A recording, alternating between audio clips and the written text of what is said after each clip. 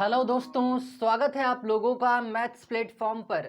मैं अजय कुमार आप लोगों का बहुत बहुत स्वागत करता हूं हमारे इस यूट्यूब चैनल पर। तो दोस्तों, हम डिस्कस कर रहे हैं RRB NTPC and group D का जो हमारा स्पेशल बैच चल रहा है। उसमें हम लोगों ने दोस्तों प्रॉफिट एंड लॉस का पार्ट 3 तक कंप्लीट कर लिया है।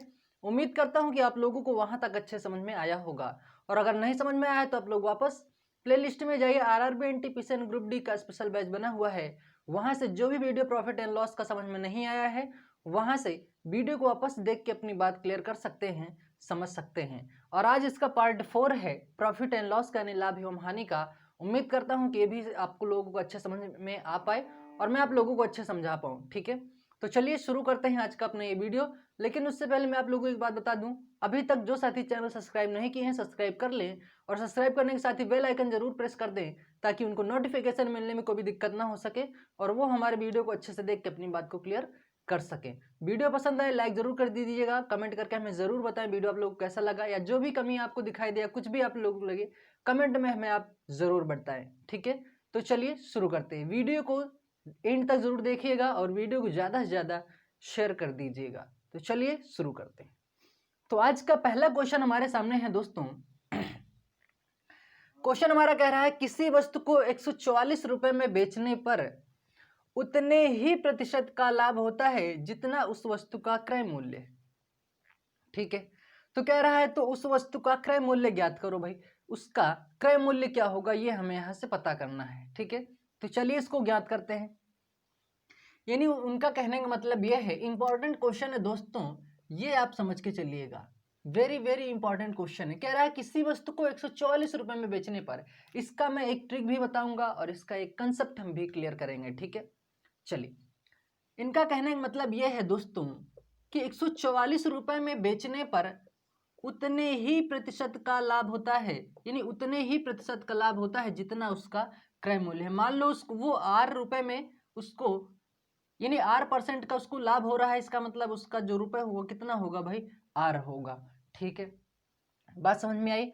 तो यहाँ पे एक कंसेप्ट हम ये क्लियर करेंगे, यानी कह रहा है कि उतने ही प्रतिशत का लाभ होता है जितना उसका क्रय मूल्य है। तो मैंने R% माना और यहाँ पे R माना। ठीक है, अब देखो इसको हम ऑप्शन के थ्रू सॉल्व करेंगे और इसका मैं एक ट्रिक बताऊंगा जैसा कि मैंने आप लोगों को बताया है। ठीक है, तो चलिए यहाँ पे इसका हम ट्रिक समझते हैं। ठीक है, ट्रिक क्या कह रहा है दोस्तों, जैसे मान लो मैं पहले वाले ऑप्शन का लेता हूँ। ठीक है, ये 85 है भाई, और 85 का क्या है भाई, 85%। क्या कह रहा है, उतने ही प्रतिशत का लाभ होता है जितना उसका क्रय मूल्य है।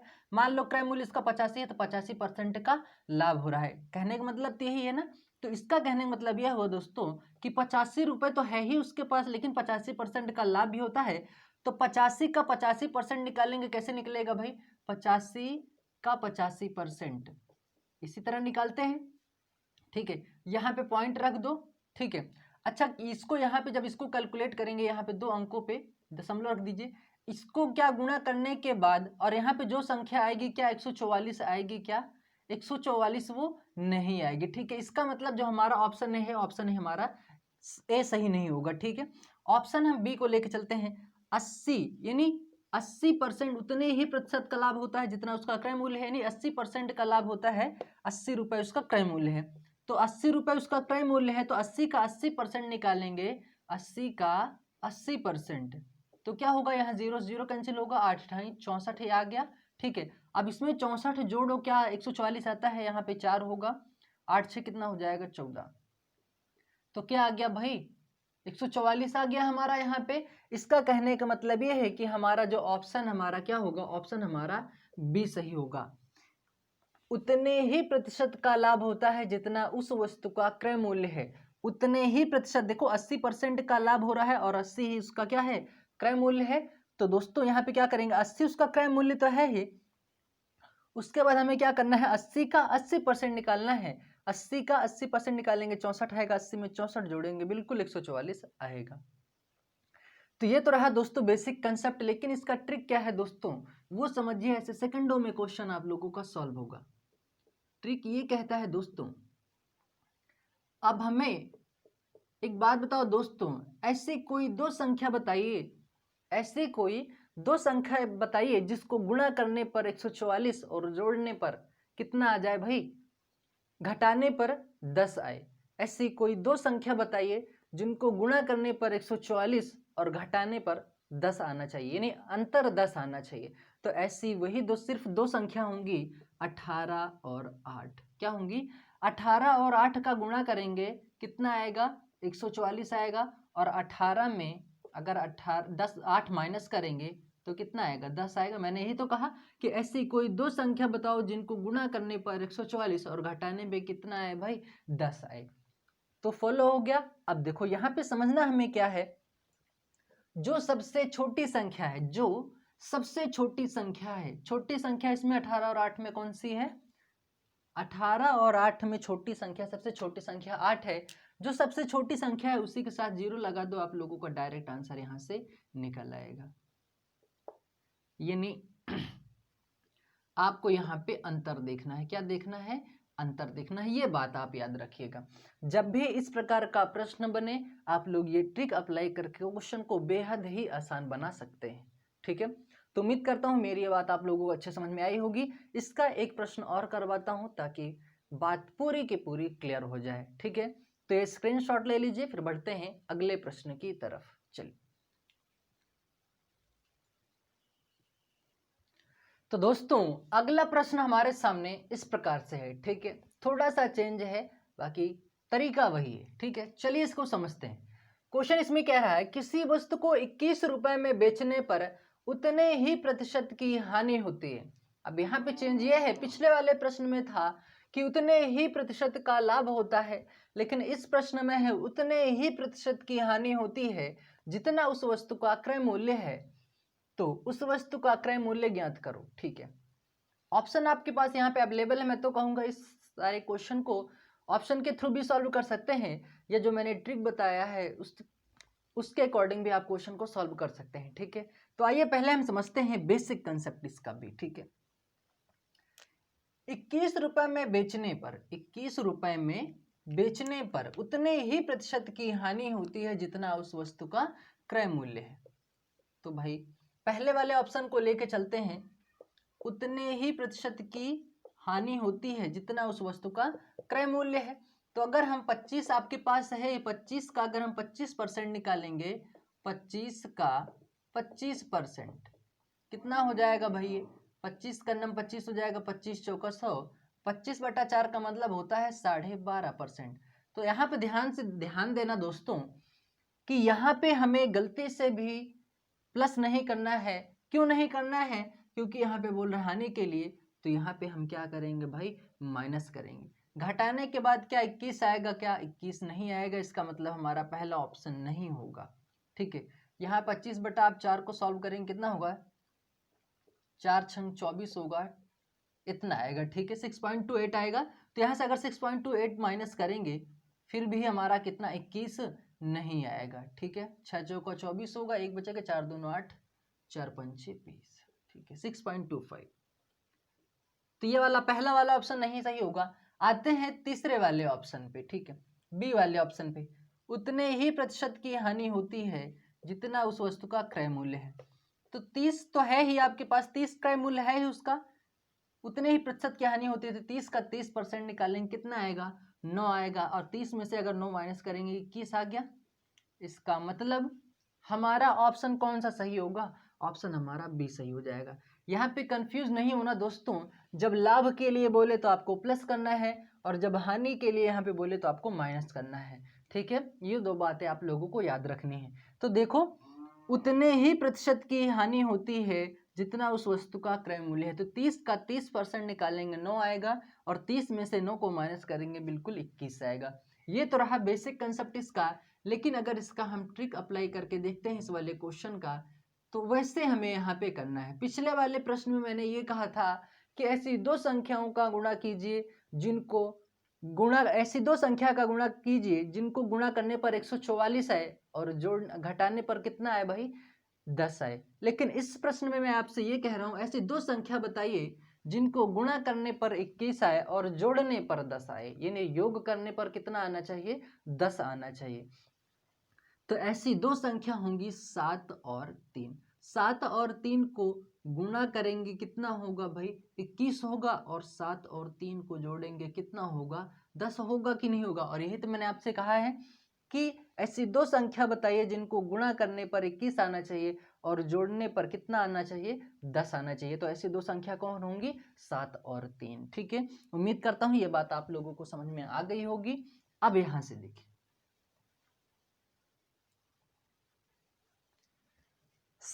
अब यहाँ पे देखो दोस्तों, यहाँ पे दोनों संख्या में 0, अगर ऑप्शन में आपका यहाँ पे 70 होता 30 नहीं होता तो हम 70 को भी आंसर बता सकते हैं। यानी दोनों संख्या के साथ हमें क्या लगाना है 0 लगाना है, और दोनों ही आंसर क्या है बिल्कुल सही है।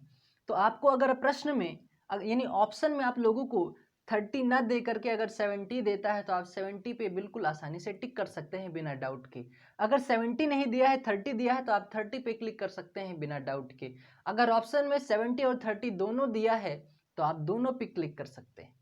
मतलब यानी ए और बी करके दे देता है, जैसे यहाँ पे 70 है 30 है और यहाँ पे ए और बी है, नन ऑफ दिस ऐसा कुछ देता है तो आप क्या करेंगे ए और बी पे लगाएंगे। ठीक है, अगर आपको 30 दिया है तो आप 30 पे क्लिक कर सकते हैं, 70 सिर्फ दिया है आप 70 पे सिर्फ क्लिक कर सकते हैं, यानी ऑप्शन पे टिक कर सकते हैं। ठीक है, उम्मीद करता हूँ मेरी बात आप लोगों को समझ में आ रही होगी। देखो 30 का तो मैंने करके दिखा दिया कि 21 है, आप 70 पे भी आप कर सकते हैं। भाई 70 है आपके पास, ये इसका क्रय मूल्य है, और 70 का 70% निकालेंगे, 70 का 70%। ठीक है, तो 0 0 कट जाएगा, ये कितना होगा 7 7 49 हो जाएगा, 49 होगा। और यहाँ से अगर आप 49 को माइनस करेंगे, 10 में से 9 जाएगा 1 बचेगा, 6 में से 4 जाएगा 2 बचेगा, देखो 21 आ गया ना।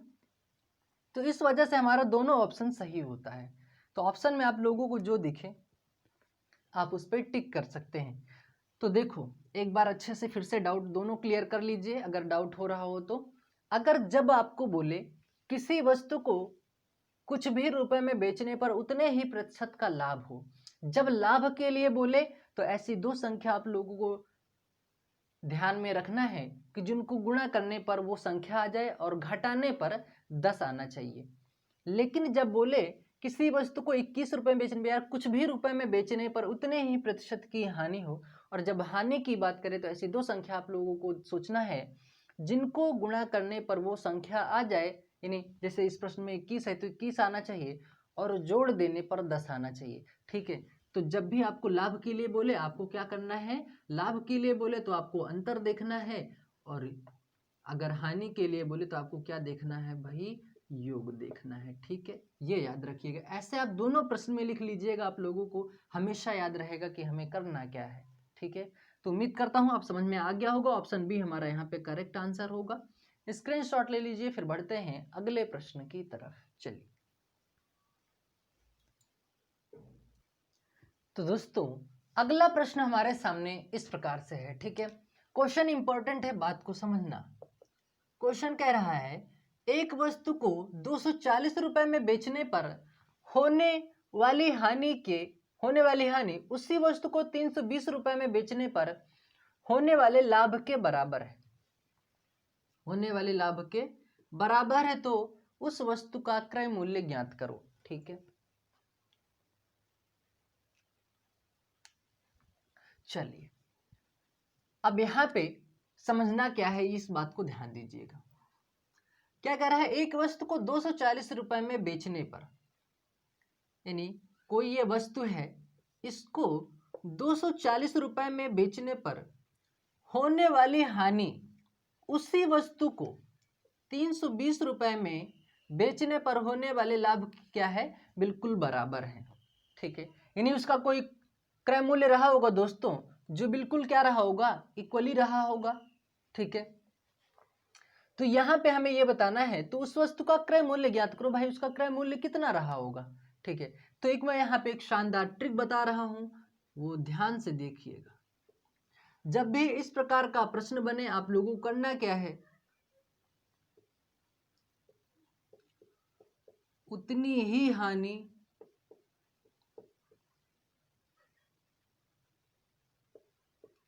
उतना ही लाभ, उतनी ही हानि उतना ही लाभ दोनों को जोड़कर दोनों को जोड़कर 2 का भाग, ऐसा।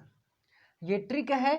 जब भी इस प्रकार का प्रश्न बने, क्या बोला, यहाँ पे उतनी ही हानि, यहाँ पे देखो 240 रुपए में बेचने पर होने वाली हानि, उसी वस्तु को 320 रुपए में बेचने पर होने वाले लाभ। देखो ये हानि आ गया, ये लाभ आ गया। मैंने क्या कहा, उतनी ही हानि उतना ही लाभ, दोनों को जोड़कर 2 का भाग। ये बात समझ में आई। एक प्रकार से दोस्तों यहाँ पे हम निकालते हैं औसत, जिससे बोलते हैं माध्य। और औसत क्या कहता है दोस्तों, कि संख्याओं का योग बटे में संख्या। अब यहाँ पे देखो संख्या 2 है, तो दोनों संख्याओं को हम क्या करेंगे भाई, जोड़ेंगे। ये कितना हो जाएगा 0, 4 2 हो जाएगा 6, और 3 2 कितना हो जाएगा 5 हो जाएगा।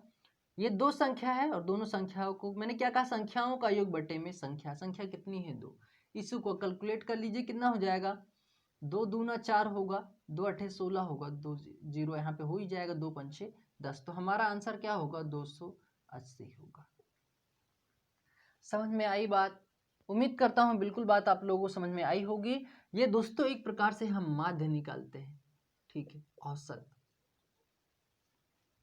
तो उम्मीद करता हूँ बात समझ में आई होगी। एक बार फिर से समझ लीजिए, प्रश्न को अगर ध्यान से समझिएगा तो बात क्लियर हो जाएगी। उन्होंने क्या बोला है, वस्तु है कोई, उसको 240 रुपए में जब बेचते हैं तो उतनी ही हानि होती है, उतनी ही हानि होती है। जब उसी वस्तु को 320 रुपए में बेचा जाता है तो क्या होता है, उसके लाभ के बिल्कुल बराबर होता है। तो हमें उस वस्तु का क्रय मूल्य ज्ञात करना था। अब देखो 280 उसका क्या आ गया, उसका क्रय मूल्य आ गया। तो 240 रुपए में बेचने पर लाभ हानि होती है, और उसी वस्तु को 320 रुपए बेचने पर लाभ होता है। तो मैंने ट्रिक बताया, जब उतनी ही हानि हो उतना ही लाभ हो तो दोनों को जोड़कर 2 का भाग दे दो। तो मैंने क्या किया, दोनों को जोड़कर 2 का भाग दे दिया, तो हमें यहाँ से क्रय मूल्य पता चल गया। ठीक है, अब इससे आसान तरीका कोई भी नहीं है दोस्तों। ठीक है, जब इस प्रकार का प्रश्न बने तो आप ये ट्रिक अप्लाई करके क्वेश्चन को आसानी से सॉल्व कर सकते हैं। तो स्क्रीनशॉट ले लीजिए, फिर बढ़ते हैं अगले प्रश्न की तरफ। चलिए, तो दोस्तों अगला प्रश्न हमारे सामने इस प्रकार से है। वेरी इंपॉर्टेंट क्वेश्चन है, बात को अच्छे से समझिएगा। प्रश्न ये कह रहा है, एक दुकानदार 15 किलोग्राम चावल 30 रुपए प्रति किलोग्राम की दर से खरीदता है। सबसे पहले तो ये बात हमें समझना है कि 30 रुपए प्रति किलोग्राम का मतलब ये है कि उसने 1 किलोग्राम जो है 30 रुपए में खरीदा, यानी 1 किलोग्राम का जो चावल का जो दाम है वो 30 रुपए है। ठीक है, 30 रुपए प्रति किलोग्राम की दर से खरीदता है था। 35 किलोग्राम चावल 10 रुपए प्रति किलोग्राम की दर से खरीदता है, यानी उसने खरीदा कितनी बार, 2 बार खरीदा है। एक 15 किलोग्राम चावल 30 रुपए प्रति किलोग्राम की दर से, और दूसरा 35 किलोग्राम चावल 10 रुपए प्रति किलोग्राम दर से खरीदता है।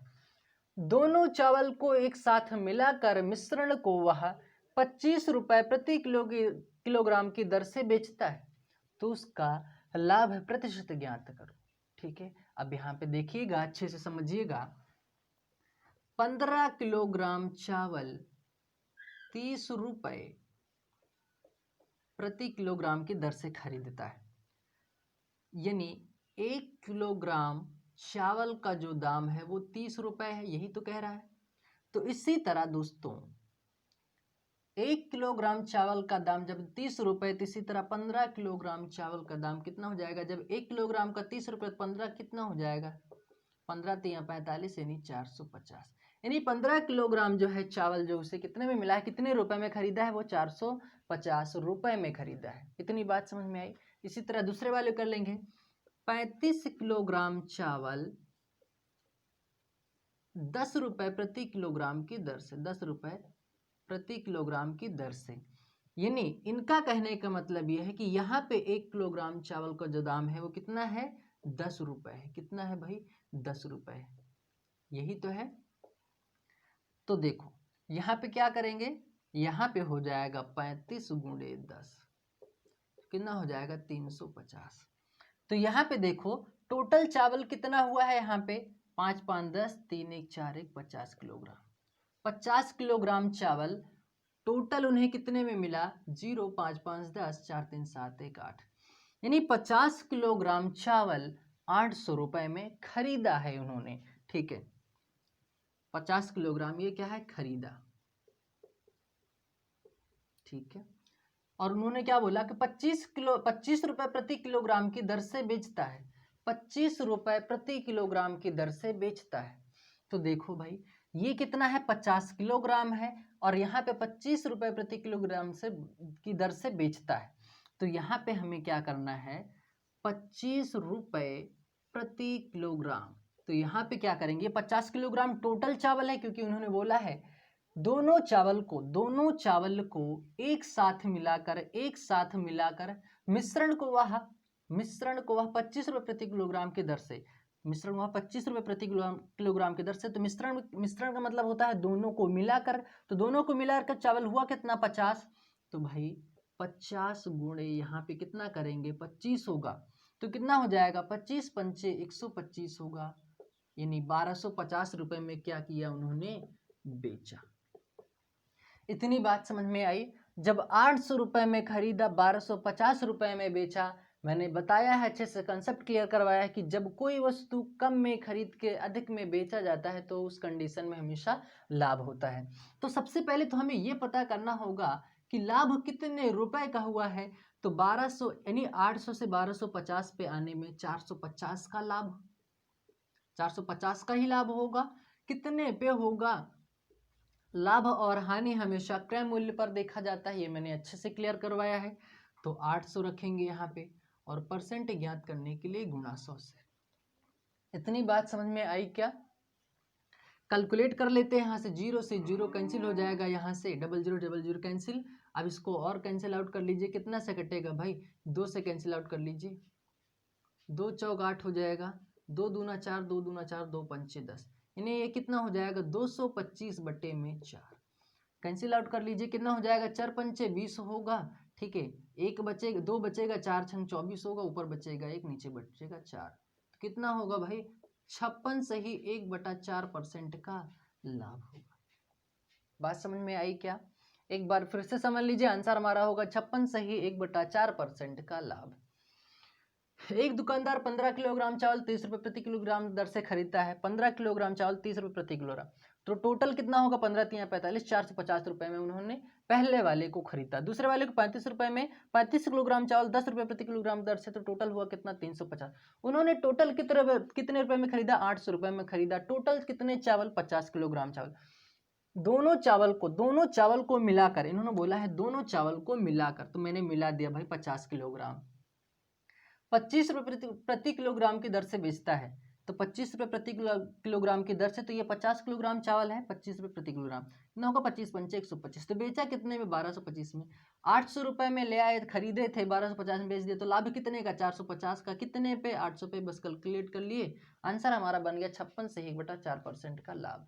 उम्मीद करता हूँ बात समझ में आई होगी। स्क्रीनशॉट ले लीजिए, फिर बढ़ते हैं अगले प्रश्न की तरफ। चलिए, तो अगला प्रश्न दोस्तों हमारे सामने इस प्रकार से है। ठीक है, क्वेश्चन क्या कह रहा है, एक मेज को 400 रुपए के बदले 350 रुपए में बेचने पर प्रतिशत हानि 5% बढ़ जाती है। तो मेज का लागत मूल्य ज्ञात करें। लागत मूल्य मतलब दोस्तों उसका क्रय मूल्य, यानी जिससे बोलते हैं कॉस्ट प्राइस, सीपी।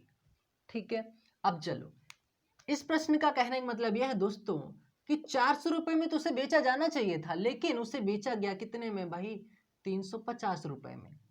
यानी 400 के बदले 350 रुपए में बेचने पर प्रतिशत हानि 5% बढ़ जाती है।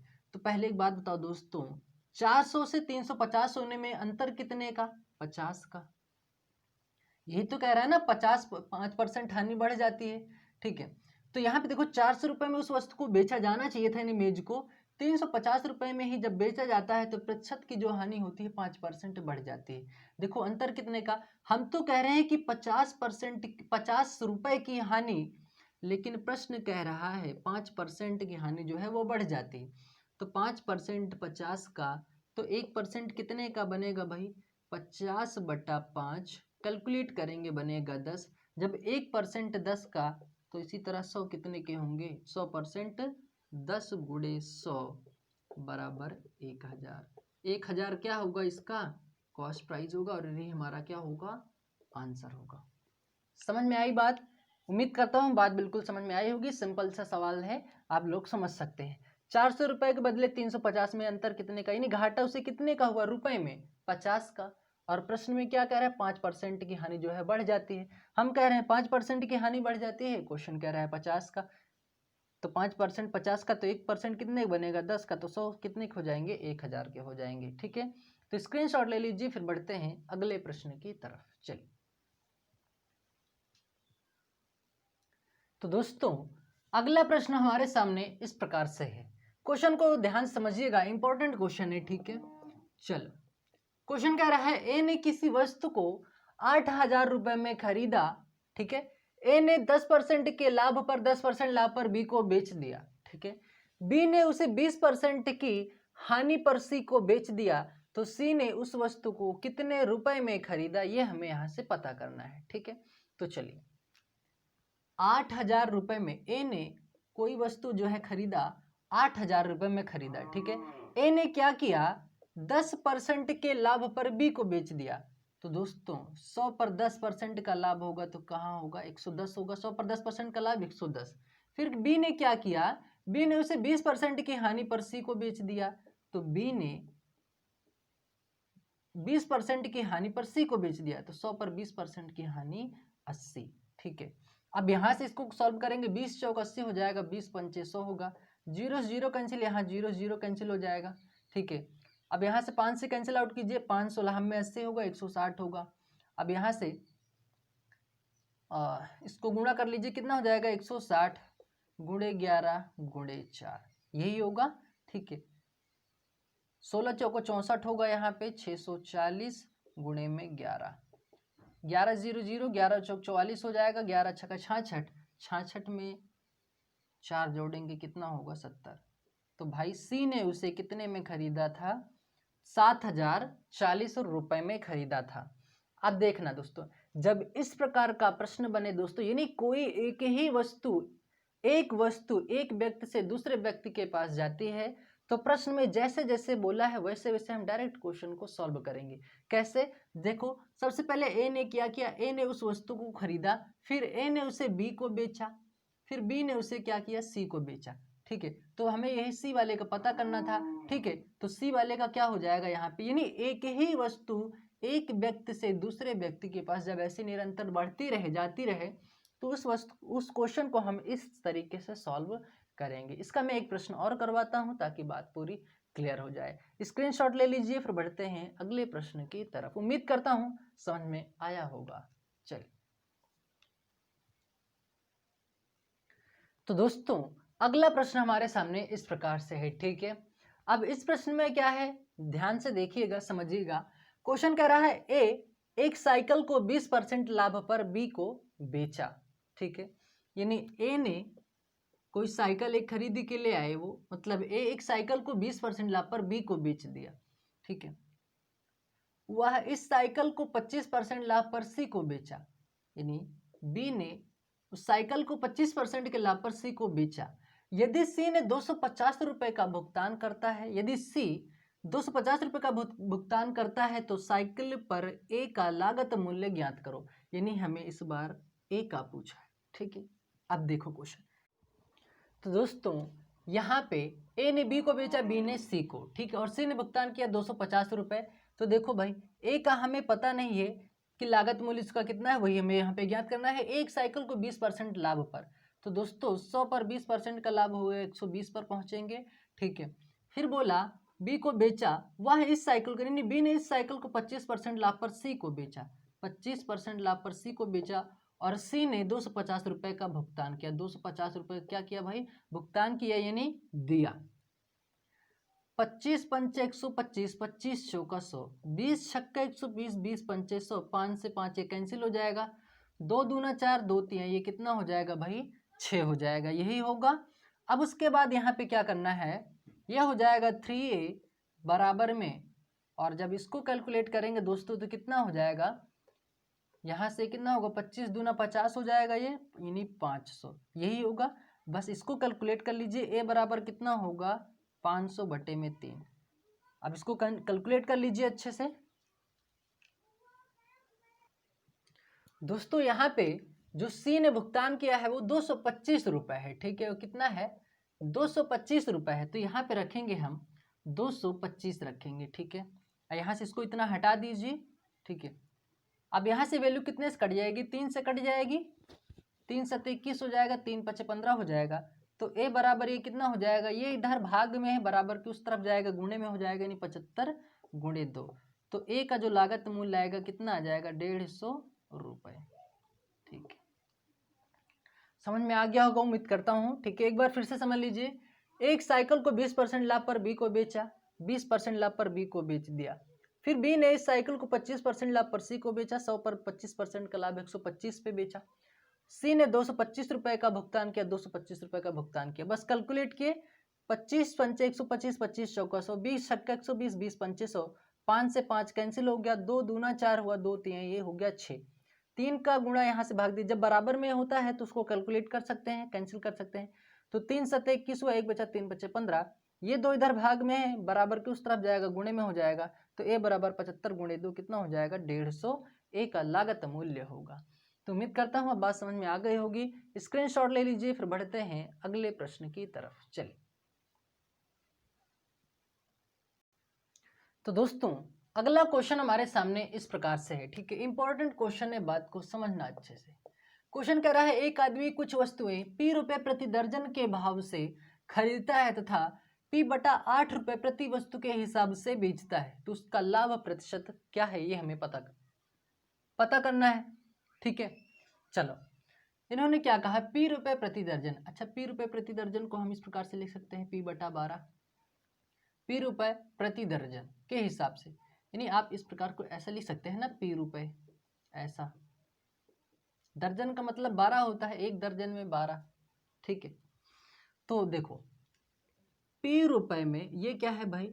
ये है रुपए और ये है वस्तु। इसका मैंने 1 से 2 प्रश्न करवा रखा है, उम्मीद करता हूँ आप लोगों को पता होगा।